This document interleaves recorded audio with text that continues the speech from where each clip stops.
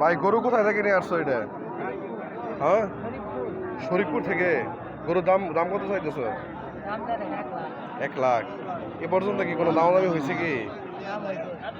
কত হয়েছে? মানে তোমার টার্গেট কত, কত হলে বিক্রি করতে পারবা? 90। দেখি গরু দাঁত একটু দেখি।